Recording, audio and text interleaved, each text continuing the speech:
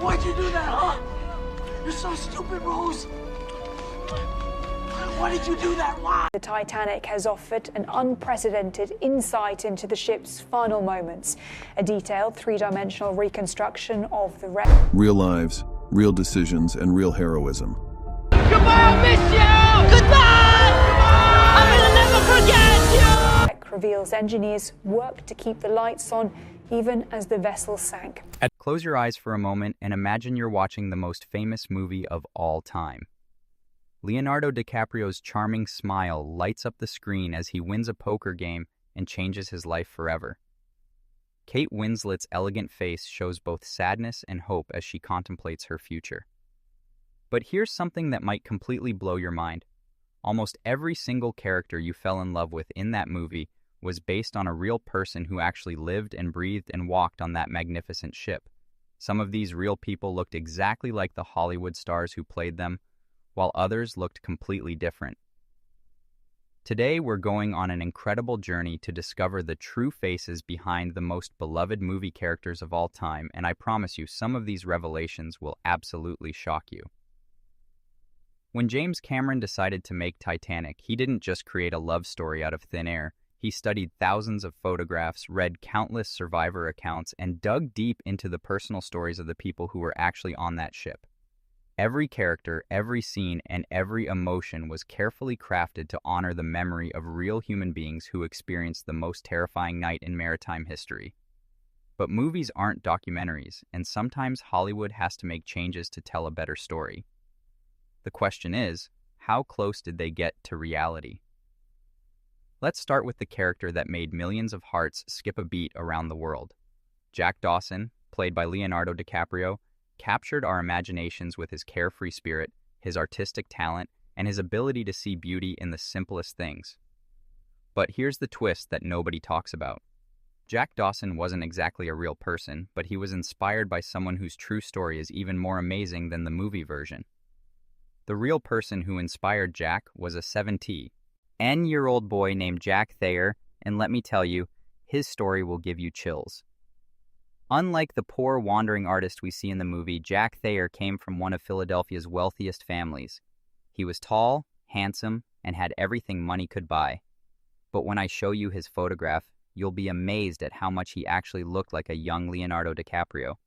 They had the same kind of youthful energy in their eyes, the same confident smile, and the same sense of adventure. Jack Thayer was traveling on the Titanic with his parents, enjoying the luxury of first-class accommodations. He was a smart, athletic teenager who loved swimming and had dreams of attending college. On the night of April 14, 1912, Jack was getting ready for bed when he felt the ship shudder. Unlike many passengers who ignored the first signs of trouble, Jack immediately knew something was seriously wrong. What happened next is where Jack Thayer's real story becomes more incredible than any movie script. As the ship began to sink and chaos erupted around him, Jack got separated from his parents in the crowd. Can you imagine being just 17 years old, alone on a sinking ship in the middle of the freezing Atlantic Ocean? Instead of panicking, this brave teenager made a decision that saved his life. As the ship's stern rose high into the air, Jack climbed over the railing and jumped into the icy water from an incredible height.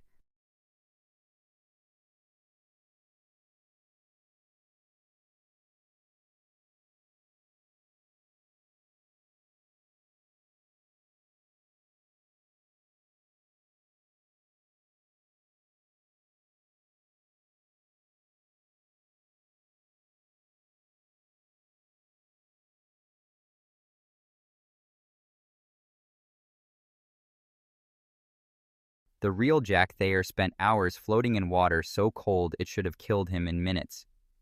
He managed to swim to an overturned lifeboat and pulled himself onto it, joining other survivors who were clinging to life in the darkness. When rescue ships arrived the next morning, Jack was barely alive, but his determination and quick thinking had saved him. The fictional Jack died in Rose's arms, but the real Jack lived to tell his incredible story and even wrote a book about his experience.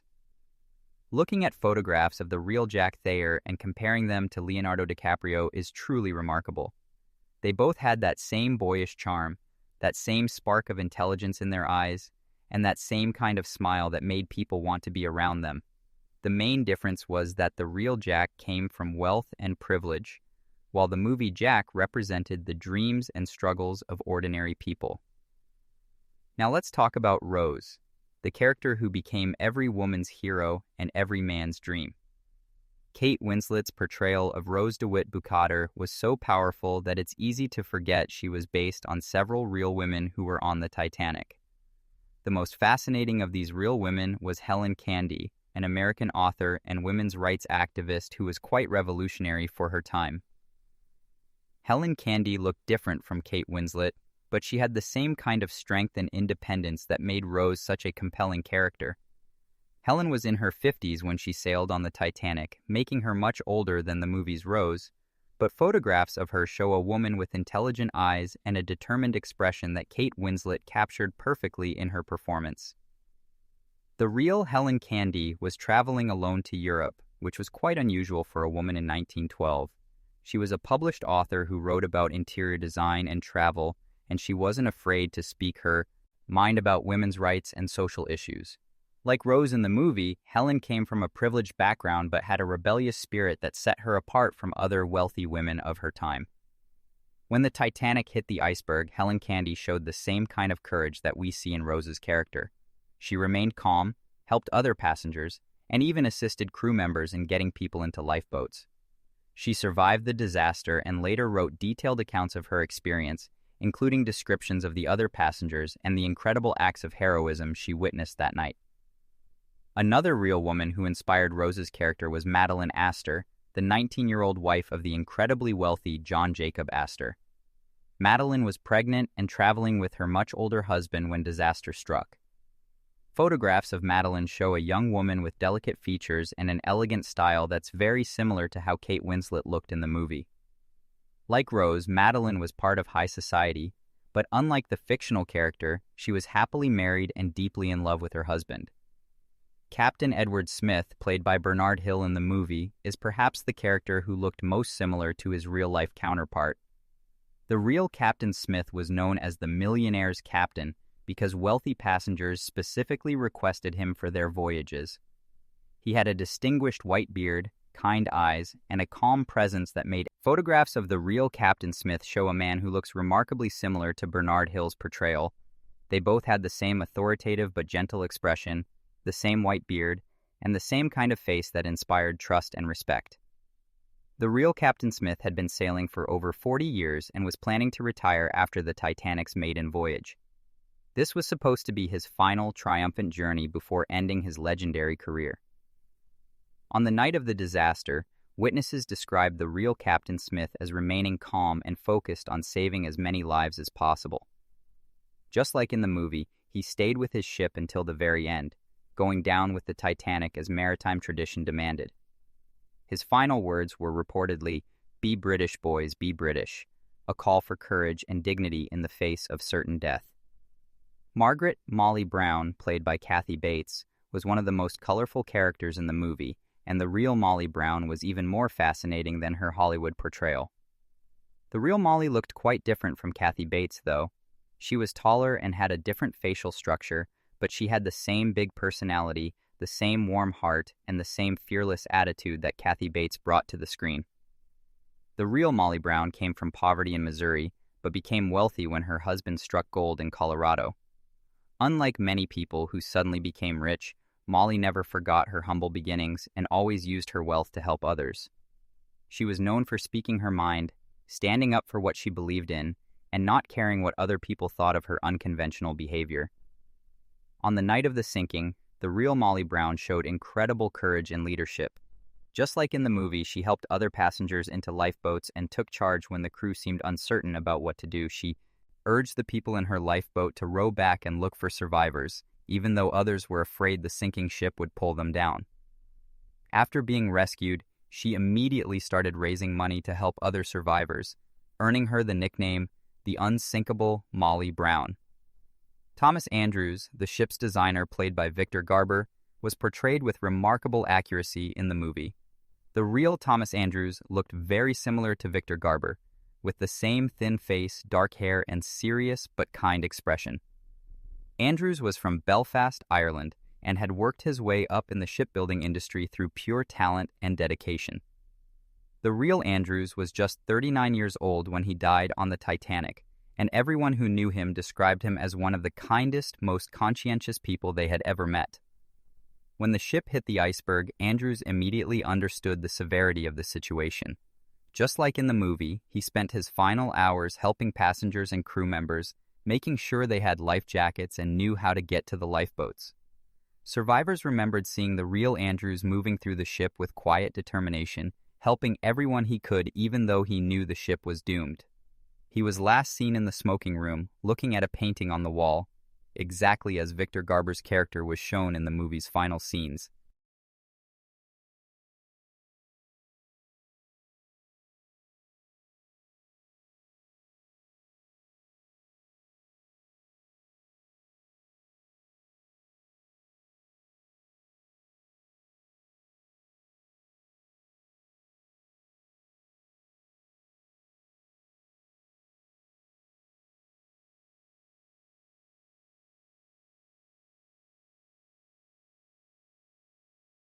Bruce Ismay, the managing director of the White Star Line, played by Jonathan Hyde, remains one of the most controversial figures from the Titanic disaster. The movie portrayed Ismay as a cold, greedy villain who pressured Captain Smith to go faster and then saved himself while women and children died. The real Bruce Ismay was much more complicated than this simple villain portrayal. The real Ismay looked different from Jonathan Hyde. He was taller and had different facial features, but he did have the same serious, businesslike appearance. What made Ismay so controversial was that he did survive the sinking by getting into one of the lifeboats. Many people were outraged that a man, especially one in a position of authority, would save himself while women and children perished. However, witnesses said that when Ismay got into the lifeboat, there were no other passengers around and the crew was calling for anyone to get in. The real Ismay was haunted by the disaster for the rest of his life. He gave large amounts of money to help the families of victims and never fully recovered from the guilt and public criticism he faced. The story of Isidore and Ida Strauss, the elderly couple who chose to die together, is one of the most touching real stories from the Titanic. In the movie, we see them lying peacefully in bed, holding hands as the water rises around them. The real Isidore and Ida Strauss were even more remarkable than their movie portrayal.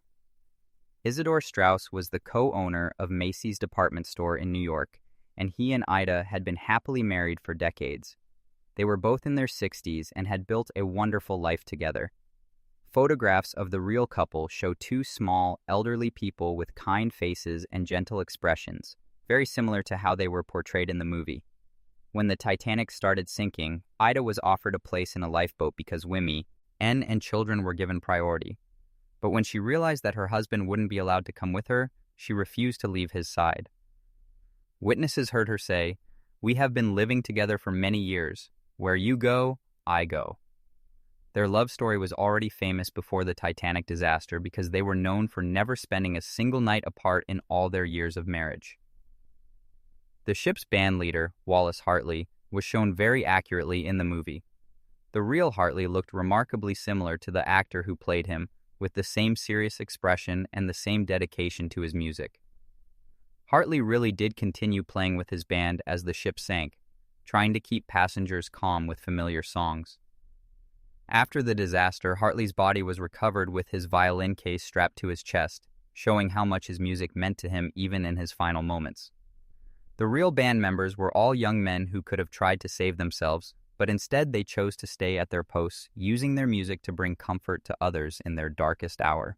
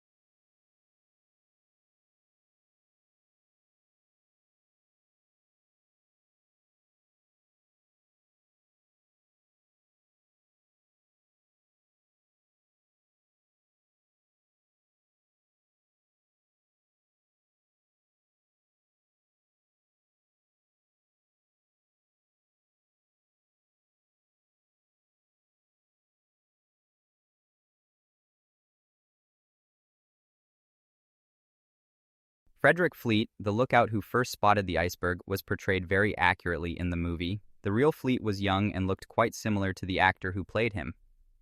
He really did call out "iceberg right ahead," just as shown in the film.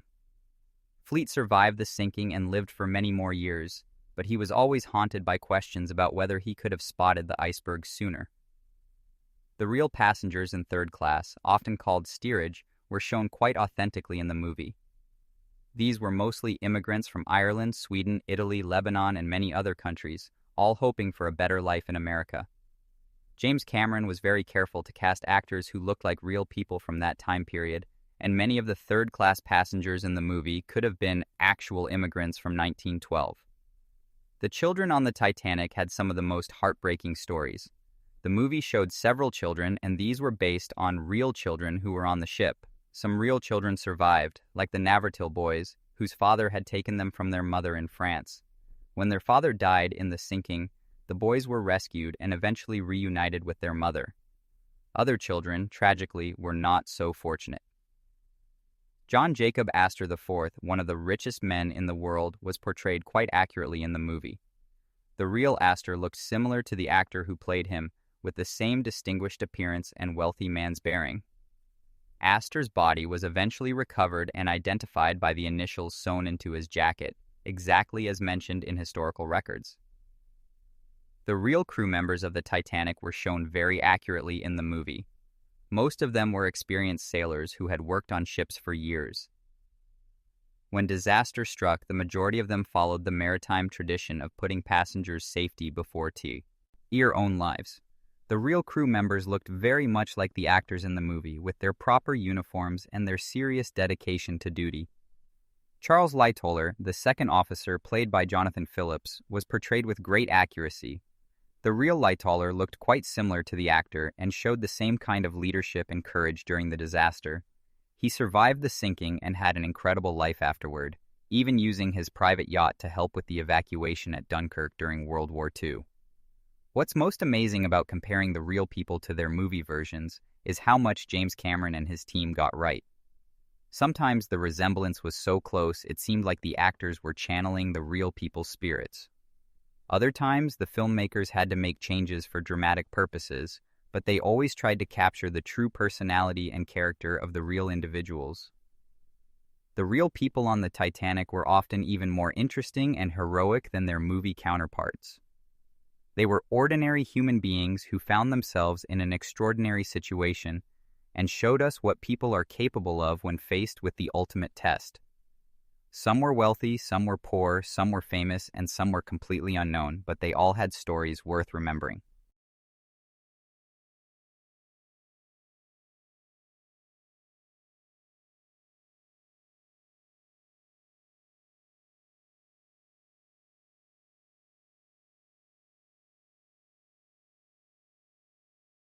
Looking at photographs of these real people and comparing them to the beloved characters we know from the movie creates an incredible connection between Hollywood fiction and historical reality. It reminds us that behind every great story are real people who lived, loved, dreamed, and faced their fears with courage and dignity. The movie Titanic made us fall in love with characters and their story, but learning about the real people makes us realize that truth really can be more incredible than fiction. These weren't just characters in a screenplay. They were real human beings with families, hopes, dreams, and the same kinds of feelings we all have. Some of them died as heroes, some survived to share their stories, and all of them left us with powerful lessons about love, courage, sacrifice, and the strength of the human spirit. Every time you watch Titanic now, you'll be able to see past the movie magic and remember that behind every face on screen was a real person who lived through one of the most famous disasters in human history. Whether they looked exactly like the actors or completely different, their stories deserve to be remembered, honored, and told to future generations.